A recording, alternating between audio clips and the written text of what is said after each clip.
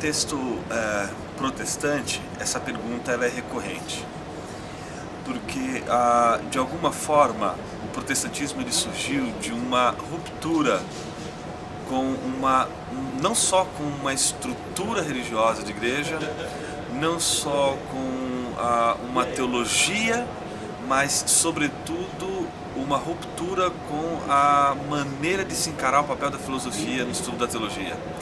Eu penso aqui exatamente naquelas 97 teses que foram publicadas antes das 95 teses de Lutero contra as indulgências. Ou seja, ele publicou 95 teses contra as indulgências, mas 2 meses antes ele publicou 97 teses contra a escolástica. Ou seja, contra um jeito de fazer teologia que priorizava a filosofia. E isso marca profundamente a relação com o protestantismo, que vai, de alguma maneira, já com o corte em relação à escolástica, já vê com olhos bastante críticos o papel da filosofia. Mas isso não significa que o protestantismo, ou a teologia protestante, ou de corte evangélico, seja hostil à filosofia. E obviamente a gente hoje já pode ver no cenário mundial mesmo da academia, né, internacional da academia, a gente pode ver a presença de filósofos cristãos. Então hoje a gente pode dizer que no contexto teológico protestante a filosofia ela ganhou um papel e uma importância e uma notoriedade interessante, ao ponto de a gente perceber a filosofia como um instrumento, como tendo um papel fundamental na construção da teologia e até mesmo na avaliação da cosmovisão, não só a cristã, mas obviamente todas as outras cosmovisões. Então, o papel da filosofia ela é inegável.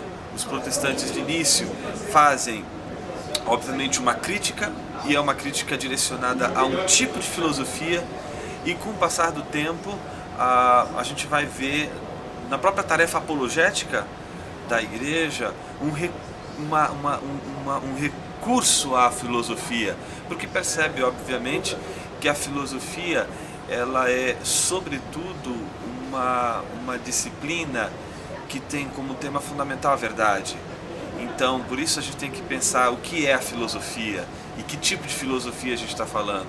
E obviamente a filosofia que serve à teologia e que é como um instrumento e tem um papel, exerce um papel fundamental para a teologia, é aquela filosofia, aquela velha e boa filosofia presente nos antigos, como Platão e Aristóteles, que tem como finalidade última a verdade, saber a verdade, conhecer a verdade. Enfim, esse eu acho que é o ponto fundamental que faz com que a filosofia seja importante para a teologia e que, pelo menos, de alguma forma, faça com que teólogos ou pensadores cristãos que de repente deem adeus para a filosofia possam pensar 2 vezes antes de achar que filosofia é coisa de ateu.